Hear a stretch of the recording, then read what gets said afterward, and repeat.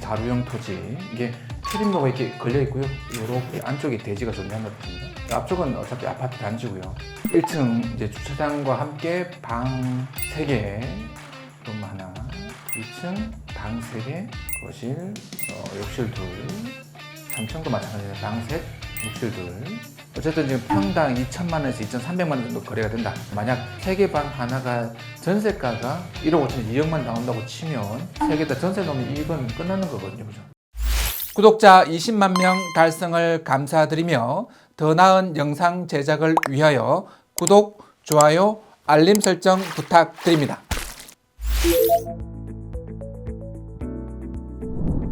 2023-12844-003 신림동에 있는 이게 우리가 흔히 찾고 있는 다가구 물건입니다. 일단 이 다가구 물건은 이 월세의 흐름을 잡는데, 현금의 흐름을 잡는데 우리가 제일 좋아하는 물건 중에 하나인데, 다가구 물건은 신탁 대출하게 되면 70%까지 대출이 됩니다. 그리고 이제 그 선순위 임차인만 없다 그러면 다가구가 매달 월세를 세팅하는데 아직도 좋은 상품 중에 하나일 수밖에 없습니다. 만약 신탁 대출한다 그러면 80%까지 대출이 가능합니다. 압류재산 매각 물건이고요. 남정가 11억 5,900입니다. 토지 43평, 건물 74평. 여기 보시면 지금 대항력 있는 임차인이 있을 수 있사오니 사전조사해라. 권리관계 볼 때 얘가 제일 중요합니다. 다가구에 임차인이 있으면 명도하는 데 시간이 오래 걸려버리면 내가 수익을 실현하는 데 시간이 오래 걸리는 거니까. 제시의 건물이 소재하며 일반 거래 관행에 고려하여 포함해서 평가했으니 생각해라. 이게 지금 어느 물량인지 모르겠는데 여러분 요거 보이나요? 이게 지금 바깥에 추위 더위를 막기 위해서 투명 아크릴로 외부 공사를, 계단 공사를 할 때가 있거든요. 근데 이걸 다들 불법이라고 생각하는데 이건 불법 아닙니다. 내부가 육안으로 보이지 않으면 불법이고요. 육안으로 보일 경우에는 구청에서 거의 시비를 걸지 않습니다. 육안으로 보이는 경우에는. 보통 아크릴판 되는데 보면 대부분 다 투명이거든요. 투명일 때는 관계 복귀 제한사항이 없습니다. 옥탑층은 일반 건축물 대장 계단실로 등재되어 있으나 현황 주택으로 이용 중인 것으로 목적되어 아마 이게 위반인 것 같은데 위반이 있는지 없는지 봐야 될 것 같습니다. 입찰자 책임 의해 사전조사 후 입찰해라. 이거 중요한데, 네, 얘가 두 가지입니다. 특히 이런 다가구 공략하실 때 위반 건축물이 있다 없다도 되게 중요합니다. 이게 제시외 건물이 있다 없다도 되게 중요해요. 위반 건축물은 도면하고 달라요. 도면하고 달라서 구청에서 이게 위반이라고 지적을 했다고요, 아예. 그러면 이걸 대출을 받거나 나중에 다시 내가 매각을 하거나 이 물건이 실제 내가 경매로 넘어가거나 할 때는 위반이 있고 없고 차이가 되게 큽니다. 그러니까 위반이 있다 그러면 위반상이 어떤 것들인지 구청 시청에 가서 확인하셔야 돼요, 반드시. 그래서 이걸 내가 시정할 수 있는 건지 양성화 시킬 수 있는 건지. 양성화 시킨다는 건 내가 거의 위반 건축물 모양 그대로 따서 도면을 수정해서 이 건축물 도면을 다시 넣으면 구청에서 이만큼의 등재를 다시 해줄 수 있는지 없는지를 봐야 되는 거죠.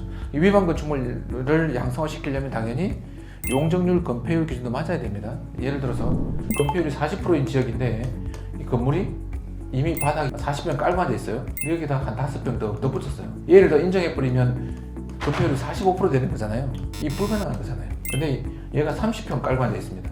30평인데 뒤에 5평 더 붙인다고 해서 35평밖에 안 되는 거니까 40%가 안 되는 거잖아요, 벽평에. 그 밑에는 양성화 시킬 수 있는 여지가 있는 거거든요. 이건 내가 복잡하게 계산할 필요 없이 그냥 건축가에 물어서 양성화 대상이 되냐 안 되냐 물으면 이야기해 줍니다.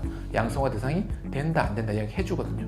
양성화 대상이 된다 그러면 이게 해결이 쉬운 거거든요. 근데 위반 건축물일 때는 문제를 해결하면 돼요, 구청을 통해서.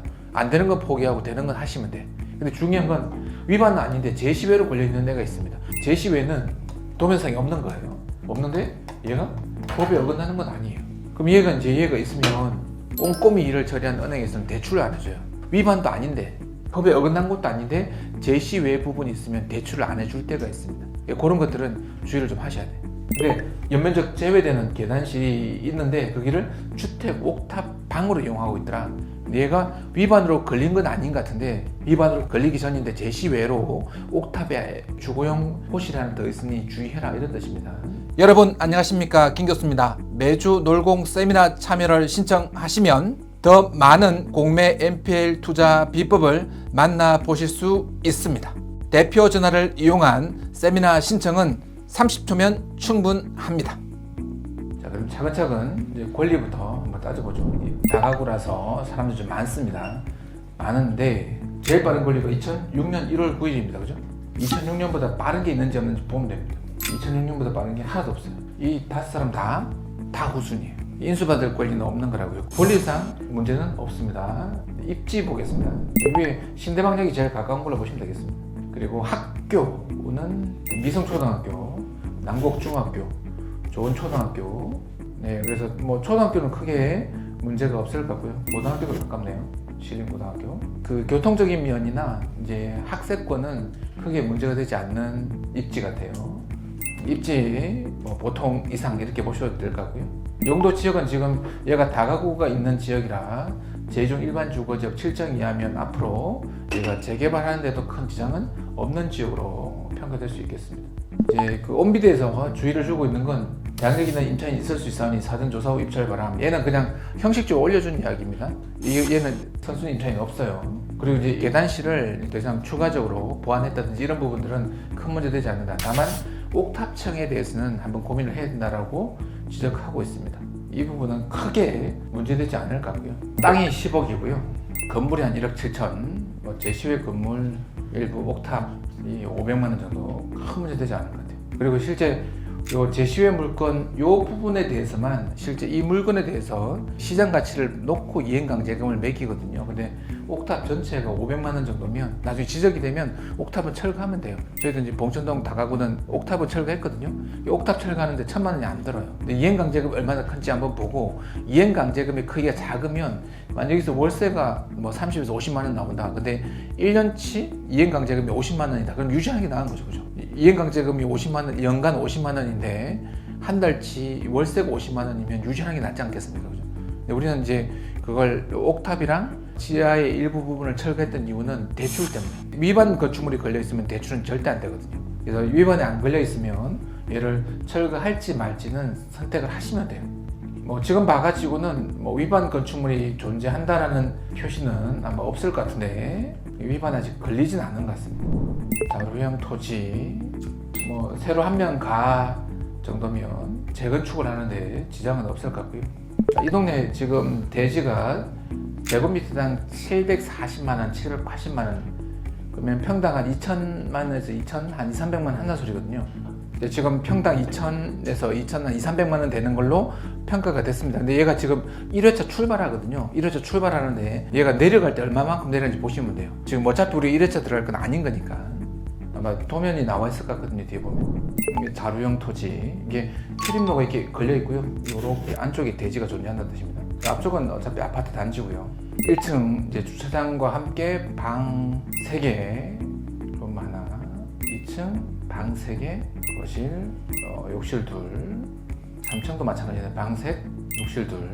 어쨌든 지금 평당 2천만 원에서 2,300만 원 정도 거래가 된다. 평가가 됐다. 이렇게 보시면 좋을 것 같은데 11억 5,900이 시작했습니다. 근데 맨 마지막에 가면 5억 7,900이에요. 네, 5억 7,900이면 두 세대를 전세를 주고 한 세대를 내가 산다 라고 하면 자기보다는 크지 않을 것 같아요. 3월 4일부터 11일, 18일, 25일, 4월 1일, 4월 8일까지인데 이거 지금 일주일에 한 번씩 나가는 물건이거든요. 일주일에 한 번씩 나가는 물건이라 적어도 5회차 내지 6회차는 금액적인 계산을 한번 해볼 필요는 있을 것 같아요. 금액적인 부분은 만약에 내가 이걸 보유만 하고 있겠다라고 하면 만약 3개 방 하나가 전세가가 아마 뭐 1억 5천에 2억만 나온다고 치면 3개 다 전세 놓으면 이건 끝나는 거거든요. 그죠? 내가 입주를 하지 않고 전세만 놓고 나온다고 가정을 한다고 치면 마지막 회차에 그럼 전세로 끝날 수 있는 물건이기도 해요. 그러니까 전세, 월세, 시세 중요하게 파악하고 신속 추진 지역이 가능한, 통합 추진이 가능한 지역인지 한번 살펴볼 필요도 있겠고, 전월세, 그리고 이 평가받을 때 평당 2,000에서 2,300에 평가받았으니 마지막 회차에 빠지면 평당 1,000이거든요. 평당 1,000이니까 5 내지 6회차에 한번 기대해 볼 수 있을 것 같습니다.